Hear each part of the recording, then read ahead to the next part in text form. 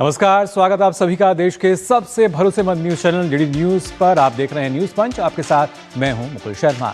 News पंच के जरिए ना सिर्फ आप तक हम खबर पहुंचाएंगे, बल्कि उस खबर की पूरी तहकीकात करेंगे, आपको बताएंगे, पूरी पड़ताल करके उसके तथ्य जो आंकड़े हैं वो भी, और साथ ही उस पर और ज्यादा जानकारी देंगे ग्राउंड जीरो पर मौजूद हमारे संवाददाता। तो चलिए सबसे पहले नजर डालते हैं आज किन खबरों पर हमारी रहेगी ये नजर। आज खासतौर से हम पहले बात करेंगे कांग्रेस के शर्टलेस कल्चर को लेकर। जी हां, यहां पर किस तरीके से ना सिर्फ शर्मनाक हरकत, उसके बाद शर्मनाक जो बयान है वो भी दिया गया। क्या बयान है वो आपके साथ साझा करेंगे, बताएंगे आपको, और उसके साथ ही बताएंगे किस तरीके से भारतीय सेना जो है लगातार अलग अलग उपलब्धियां अर्जित करती जा रही है। एक बार फिर से सेना ने कमाल कर दिखाया है। बात करेंगे प्रहार की, प्रहार कहां होगा, कैसे होगा, सारी जानकारी आपको देंगे। और साथ ही बात करेंगे एयर ड्रॉप होते हुए सैन्य वाहन को लेकर भी। ये भी एक कमाल जो है किया है हमारी भारतीय सेना ने, एक बड़ी उपलब्धि है जो कि अब हमें यहाँ जुड़ती हुई नजर आएगी। कैसे इसके जरिए फायदा मिलेगा भारतीय सेना को, इस पर आपको पूरी जानकारी देंगे। लेकिन चलिए अब शुरुआत करते हैं पहली खबर से। बात कर लेते हैं किस तरीके से कांग्रेस की अगर बात की जाए तो यहाँ पे हमें नजर आता है एक ऐसा कल्चर जो कि लगातार ना सिर्फ ना शर्मनाक तो है ही, बल्कि शर्टलेस भी वो हो चला है। और उसके बाद उस पर, क्योंकि शर्टलेस कल्चर के बाद हमने देखा कैसे उसी दल से जो नेता हैं वो लगातार आकर उसका समर्थन करते हैं, जो कि अपने आप में बताता है कि कैसे देश विरोधी एजेंडा जो है वो चलाया जाता है। आखिर क्यों इस तरह की जो हरकतें हैं वो की जाती है। हालांकि जिन्होंने वहां पर इस तरह की कोशिश की, जो हरकत की, और क्या उसके पीछे साजिश थी, वो खंगालने के लिए हमने देखा किस तरीके से पुलिस ने कार्रवाई की और क्राइम ब्रांच के पास अब पूरा मामला जा चुका है। विस्तार से आपके साथ ये पूरी जो जानकारी है वो साझा करते हैं। आखिर किस तरीके से अब जो गिरफ्त में है कांग्रेस के अध्यक्ष की अगर बात की जाए, क्योंकि हमने देखा था जो स्थिति हमारे सामने आई थी, वैश्विक आयोजन जिसमें इस तरह की स्थिति हमारे सामने आई। लेकिन क्या कुछ और ताज़ा अपडेट इसमें है वो आपके साथ साझा कर लें। आपको बता दें यूथ कांग्रेस अध्यक्ष जो हैं उदय भान, वो अब गिरफ्त में हैं, और खासतौर से दिल्ली पुलिस ने उदय भान को गिरफ्तार किया।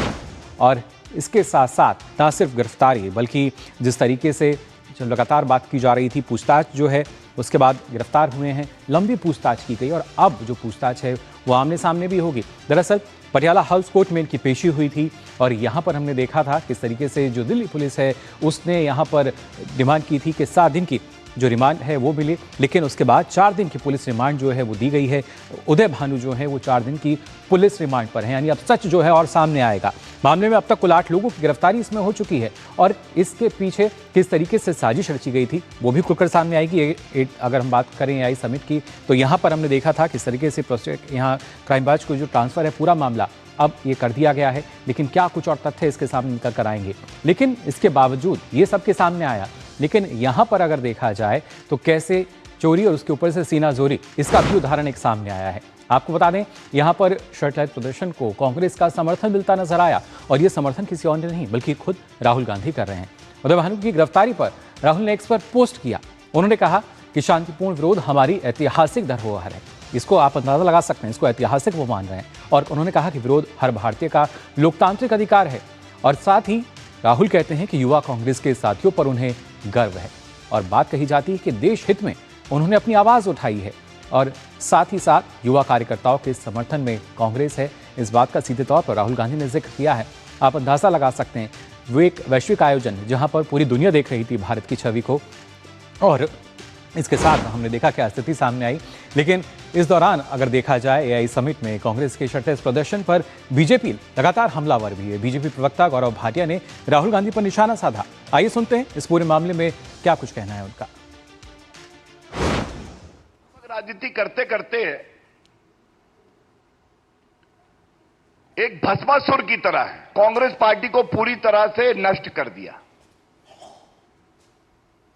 जो कई दशकों तक मेहनत करके कांग्रेस के लीडर ने कांग्रेस पार्टी को खड़ा किया था, इस भस्मासुर ने सुनिश्चित किया केवल वो राजनीतिक वृक्ष नष्ट ना हो, उसकी जड़ें भी मैं खत्म कर दूंगा।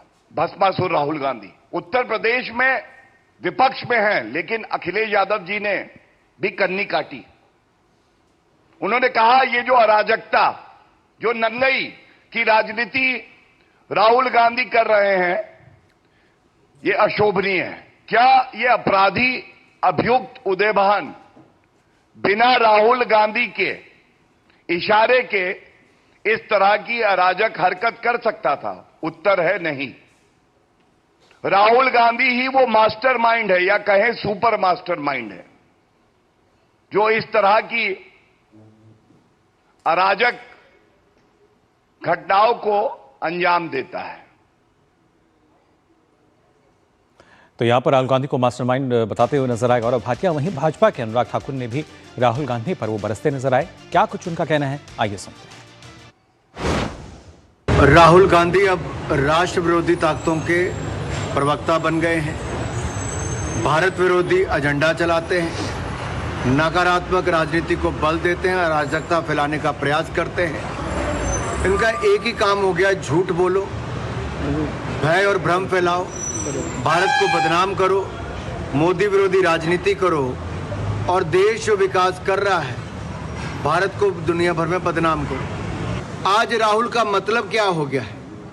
आर से रार, ह से हुड़दंग और ल से लफंगई। तो यहाँ पर राहुल नाम की जो परिभाषा है वो ही अलग हो चुकी है। फिलहाल हमारे संवाददाता दिवांशु हमारे साथ जुड़ चुके हैं। दिवांशु, जानना चाहेंगे आपसे, जिस तरीके से हमने देखा था उदय भानु की अगर बात की जाए, ना सिर्फ अब पूरा मामला जो है क्राइम ब्रांच के पास है, लेकिन क्या माना जाए बतौर साजिश के तहत इस तरह से हरकतें हमने इनकी देखी, अब हम कह सकते हैं कड़ी दर कड़ी और परतें जो हैं खुलने का जो प्रयास है वो यहाँ किया जाएगा?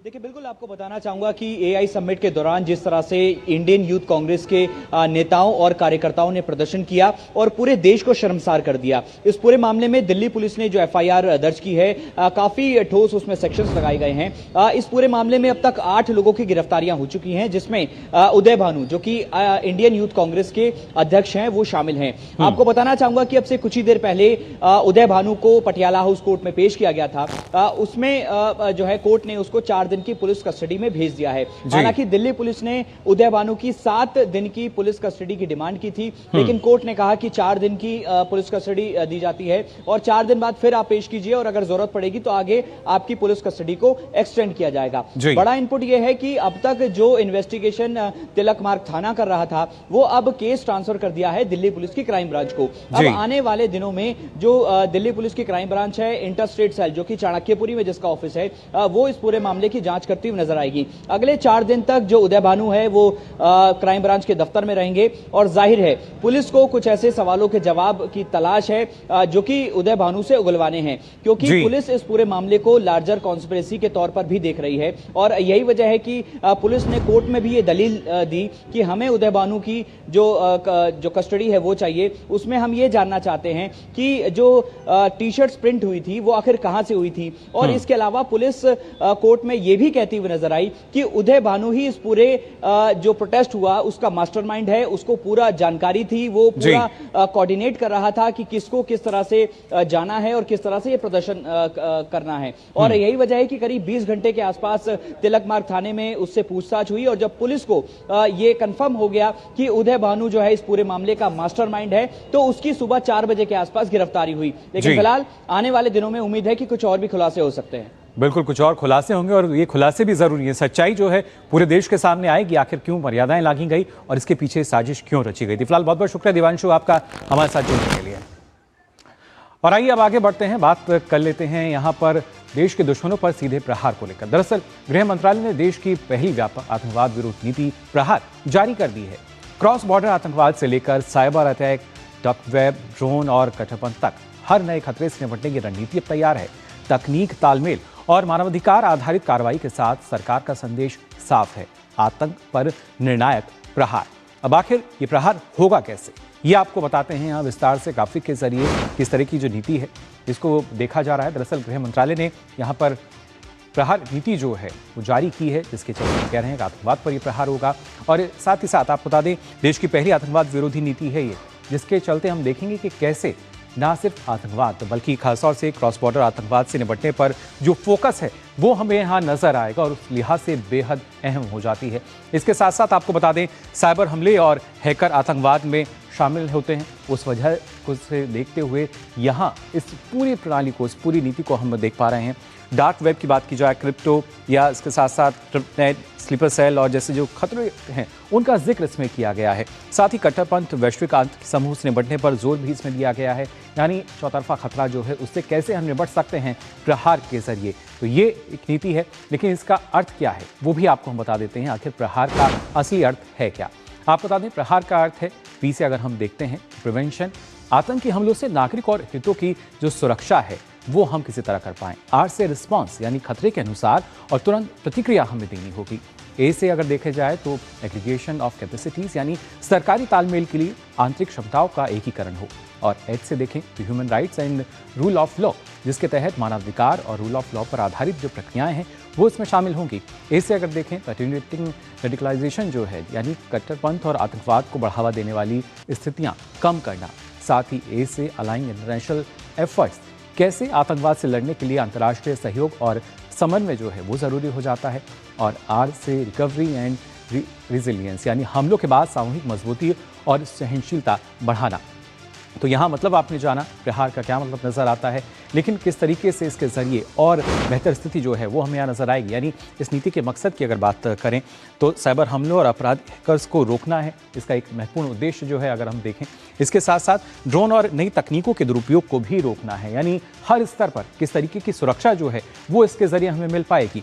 और ख़ासतौर से डार्क वेब और डिजिटल खतरों की अगर बात की जाए, जो कि लगातार हमें देखने को मिलते हैं, इस तरह के खतरों से भी ये सुरक्षा हमारी करेगा।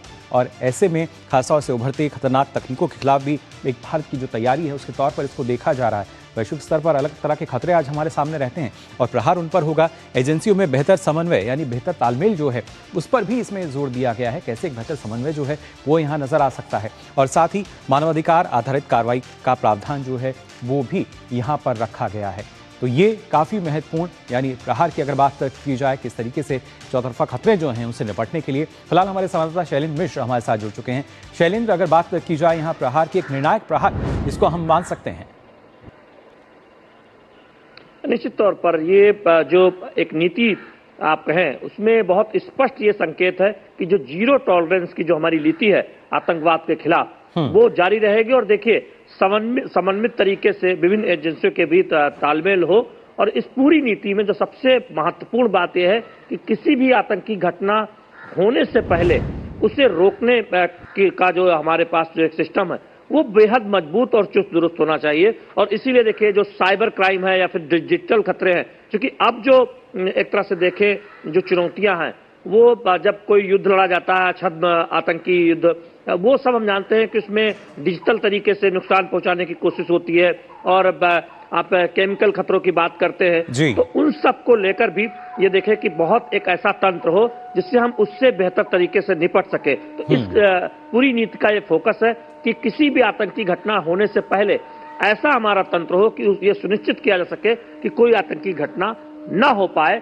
और उसके पीछे जो एक ग्राउंड नेटवर्क काम करता है या फिर जो स्लीपर सेल होते हैं या जिस तरह से कुछ अपराधी समूहों से एक गठजोड़ होता है, उन सब नेटवर्क को तोड़ा जाए। तो उसके लिए लेकर जो प्रयास की जरूरत है उस पर बहुत फोकस किया गया है। देखिए, हम सब जानते हैं कि बीते आप वर्षों में देखें तो भारत सरकार ने कानून के स्तर पर देखिए कानूनों को मजबूत किया है, एजेंसियों को अधिक अधिकार दिए हैं। आज एनआईए विदेशों में भी जाकर जांच कर सकती है। इस तरह से तमाम मजबूती जो हम देख रहे हैं कि आतंकवाद से लड़ने के लिए, आतंकवाद के खिलाफ जो हमारी लड़ाई है उसको और मजबूत बनाने के लिए कदम उठाया गया। और उस दिशा में ये नीति बहुत महत्वपूर्ण है, जो त्वरित कार्रवाई की बात करती है, समन्वित तरीके से किस तरह से तमाम एजेंसियों के बीच तालमेल हो, फीडबैक एक दूसरे से साझा हो। और जो नए खतरे पैदा हो रहे हैं साइबर के तौर पर, जो एक तरह से देखें कि आतंकी उसका इस्तेमाल कर सकते हैं, उसके प्रति भी एक तरह से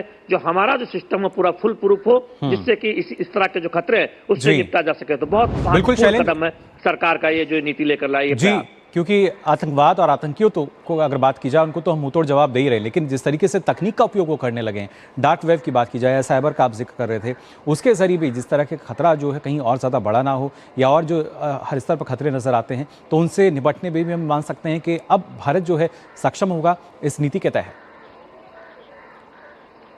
कि देखिए बीते वर्षों में तमाम ऐसे कदम उठाए गए और इसीलिए आप देखिए कि आतंकी घटनाओं में कितनी कमी आई है और आतंक से मरने वालों की जो संख्या है उसमें देखिए कि इतनी उल्लेखनीय कमी आई है। दूसरी तरफ हम देख रहे हैं कि नक्सलवाद भी बिल्कुल खत्म के कगार पर है। तो ये सफलता है भारत सरकार की नीतियों की। अब दूसरी बात यह है कि हम स्थानीय स्तर पर लोगों की भागीदारी सुनिश्चित करें जिससे कि वो इन खतरों को लेकर ज्यादा एक तरह से देखें जागरूक हों। इसलिए जो वकील हैं या तमाम सामाजिक संगठन हैं उनके साथ संवाद बढ़ाने की बात कही गई है। और सबसे महत्वपूर्ण बात हम जानते हैं कि एजेंसियों को जो अधिक अधिकार मिले हैं, एनआईए को और मजबूत बनाया गया है, साथ ही साथ विभिन्न एजेंसियों के बीच जो तालमेल बेहतर हो, इन सब का एक तरह से देखें। लेकिन क्या ये तालमेल जो है किया गया है और इससे बहुत फर्क पड़ने वाला है। जो दूसरे देशों की एजेंसियां हैं, सीमा पार जो आतंकवाद है, सीमा पार जो आतंकवाद है, यानी जो देश से बाहर जो आतंकी के आका बैठे हैं, कैसे वो साजिश कर सकते हैं, क्या वो खतरे हो सकते हैं, तो उसके उस दृष्टिकोण को भी ध्यान में रखा गया है। बिल्कुल शैलेंद्र, लेकिन ऐसे में जो दूसरे देशों की एजेंसियां हैं उनके साथ तालमेल जो है वो कितना अहम हो जाता है, क्योंकि यहां भी हमने देखी है सरकार की नीतियां कितनी प्रभावी रही हैं। देखिए इसलिए 3 इसमें मुख्य एक तरह से देखें बिंदु है। पहली बात तो है कि आतंकी का जो ढांचा है, ये आतंक का जो नेटवर्क है उसको किस तरह से पूरी तरह खत्म करना है, उसमें कोई अगर सपोर्ट करता है पूरे सपोर्ट सिस्टम को खत्म करना है, कैसे वो क्या क्या एक तरह से इस्तेमाल तकनीक के तौर पर कर सकते हैं उसके बारे में पूरी जानकारी हो और उसको समय रहते उस पर रोका जाए। और कानून कहां पर मजबूत बनाने की जरूरत है वो भारत सरकार ने उठाया। ये एजेंसियों की भी तालमेल कैसे बेहतर हो उस पर हमने देखा कि भारत सरकार ने तमाम पहल की है। और अंतर्राष्ट्रीय स्तर पर किस तरह से एजेंसियों से तालमेल किया जाए, या फिर अगर कोई आतंकी भारत में वारदात करके या भारत से बाहर बैठकर अगर आका बनकर आतंकियों के कोई हिमाकत करता है तो उसको कैसे जवाब दिया जाना है, ये सब कुछ एक समग्र नीति के तहत इसमें आगे बढ़ाया गया। तो निश्चित तौर पर जो हम आतंक की घटनाओं को बेहतर तरीके से निपटने में कामयाब हो रहे हैं, या जो आतंकी ढांचा जो बचा कुचा कहीं पर भी नेटवर्क है, हम देख रहे हैं कि बीते वर्षों में उसको खत्म करने में बहुत सफलता हासिल हुई है। लेकिन ये जो चुनौतियां हैं किस तरह से इसे सबसे बेहतर तरीके से पार पाया जा सके, उसमें जो कुछ एक तरह से कहें कि एक समन्वित दृष्टिकोण की जरूरत है। शैलेंद्र, और उस कहीं ना कहीं ये बहुत महत्वपूर्ण नीति मानी जा रही है। जी, देश के दुश्मनों की अगर बात की जाए, कहीं भी छिपे हों, प्रहार उन पर अब होता हुआ यहाँ नजर आएगा इस नीति के जरिए। फिलहाल बहुत बहुत शुक्रिया हमारे साथ जुड़ने के लिए। और आइए अब आगे बढ़ते हैं, बात कर लेते हैं भारतीय सेना की भी। जी हाँ, जहां एक और बड़ा कमाल हमारी सेना ने कर दिखाया है, और ये कमाल है 20 टन तक के सैन्य वाहनों को हवा से सुरक्षित उतारने वाली हैवी ड्रॉप सिस्टम। खासतौर से अगर बात की जाए, कुछ ऐसी स्थिति जो है हमारी सेना ने, हम कह सकते हैं, इसको सच कर दिखाया है। इसका सफल परीक्षण हुआ है। डीआरडीओ और एयरोनॉटिक्स डिफेंस एंड स्पेस द्वारा तैयार इस स्वदेशी तकनीक से अब मुश्किल इलाकों में भी तेजी से सैनिक और भारी वाहन जो हैं इस तरीके से उतारे जा सकेंगे और तैनात किए जा सकेंगे। इसके बारे में और आपको विस्तार से हम जानकारी देते हैं, आखिर किस तरीके से इसके जरिए एक बड़ा फायदा जो है वो भारतीय सेना को यहाँ होगा। खासतौर से एयरड्रॉप जो है सैन्य वाहन वो हो सकेंगे। एक और कमाल इसको माना जा रहा है भारतीय सेना का, जिसके चलते लगातार जैसे हम आपको बता रहे हैं कि खासतौर से हैवी ड्रॉप सिस्टम का जो सफल परीक्षण है वो यहाँ पर किया गया है। हैवी ड्रॉप यानी कैसे 20 टन तक का वजन जो है, और खासतौर से हवा से सुरक्षित उतार सकेंगे जो सैन्य वाहन है इसके जरिए। और वहीं पर जब हम बात करते हैं कि अलग अलग स्तर पर, क्योंकि काफ़ी सारे हम देखते हैं काफ़ी जो वज़न है वो रहता है, राजस्थान के महाजन फील्ड फायरिंग रेंज में ये परीक्षण किया गया है। 20 टन तक का अभी तक जो है वो बताया गया है, और मुश्किल इलाकों में कहीं ना कहीं आसान पहुंच जो है वो भारतीय सेना को यहाँ पर मिलती हुई नज़र आएगी। आपको बता दें, यहाँ खासतौर से एयरोनॉटिक्स डिफेंस एंड स्पेस और डीआरडीओ ने ये तैयार किया है और एक सफल परीक्षण इसका यहाँ पर किया गया है। लेकिन अब सवाल आता है कि आखिर ये जो सिस्टम है, एयरड्रॉप सिस्टम जो है, ये कैसे काम करेगा। आइए अब ये भी आपको हम बता देते हैं। दरअसल खासतौर से 28 फुट का खास प्लेटफॉर्म और पैराशूट सिस्टम का जो प्रयोग है वो यहाँ पर किया गया है। और जैसा आपको हम दिखा भी रहे थे कि कैसे 2 बड़े एक्सट्रैक्टर पैराशूट का प्रयोग, 4 पॉइंट लिंक सिस्टम की ली जाती है इसमें मदद, और उसी के बाद खासतौर से भारी सामान को पहले विमान से निकालते हैं और उसके बाद सुरक्षित उतारा भी जाता है जो सैन्य वाहन है, यानी 20 टन तक का अगर वो है। तो ये आपने जाना किस तरीके से जो सिस्टम है वो काम करेगा। लेकिन क्यों खास है, किन मायनों में विशेष हो जाता है, ये भी आपको हम बता देते हैं आखिर इसके विशेषता और क्या क्या है। खासतौर से आपको बता दें, सेना की ताकत बढ़ाने में ये कारगर हमें नजर आ रहा है, क्योंकि सेना की जो पहुंच है वो किसी भी क्षेत्र में आसानी से हो सकेगी। 20 टन तक का जो वजन है उसको संभालने में सक्षम है। आप अंदाजा लगा सकते हैं 20 टन का वजन जो है आसमान से हम कहीं भी उतार पाएंगे। बड़े ट्रांसपोर्ट और भारी लड़ाकू वाहन उतारने में ये सक्षम होगा, जिस वजह से सेना को आसानी होगी अपने काम में। कठिन इलाकों में तेजी से सैनिक और वाहनों की जो तैनाती है वो की जा सकेगी। अगर एकदम से कोई स्थिति बनती भी है, ऐसे में भी इसका बड़ा लाभ मिलेगा, यानी आपात स्थिति में सेना जल्द ही कार्रवाई कर सकेगी। और लगातार भारतीय सेना हम देख पा रहे हैं नई नई उपलब्धियां अर्जित करती जा रही है, और ऐसे में स्वदेशी रक्षा तकनीक जो है वो और मजबूत होती हुई हमें यहाँ नजर आएगी। तो ये इसकी तमाम विशेषताएं, लेकिन और इसके जरिए किस तरीके से जो भारतीय सेना है मजबूत होती नजर आएगी, इसके लिए आइए सीधा रुख कर लेते हैं। हमारे संवाददाता विशाल बैरिस्टो हमारे साथ जुड़ चुके हैं। विशाल, जानना चाहेंगे आपसे, भारतीय सेना की अगर बात की जाए, लगातार हम देखते हैं नई उपलब्धियां हमारी सेना अर्जित कर रही है, और एयर ड्रॉप की भी अगर बात की जाए तो वाकई एक कमाल के तौर पर देखा जा सकता है। देखिए, बिल्कुल ठीक कहा आपने, लेकिन ये समझना ज़रूरी होगा कि ये जो एयर ड्रॉप सिस्टम क्यों ज़रूरी हो गया है।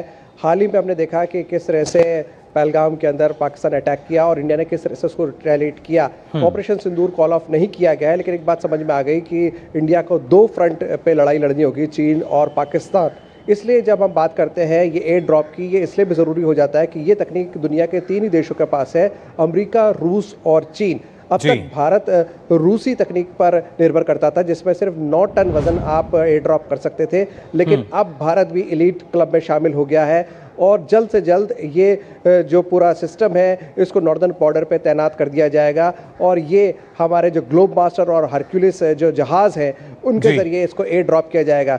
एयर ड्रॉप की जब हम बात करते हैं, 20 टन का थोड़ा सा हम समझ लेते हैं। 20 टन मतलब कि जो BMP व्हीकल होता है, BMP एक एब्रीविएशन है, रशियन एब्रीविएशन है, जिसका मतलब होता है इन्फेंट्री फाइटिंग व्हीकल। ये टैंक नुमा एक बख्तरबंद गाड़ी होती है जिसके अंदर 7 जवानों को, सिपाहियों को एक साथ आप ले जा सकते हैं। ये फायर फाइटिंग सपोर्ट भी आपको देता है और उनको किसी भी तरह के केमिकल, बायोलॉजिकल अटैक से बचाता भी है। तो त्वरित तौर पे आप अपने सैनिकों को किसी भी जगह तैनात कर सकते हैं इस एयर ड्रॉप के जरिए।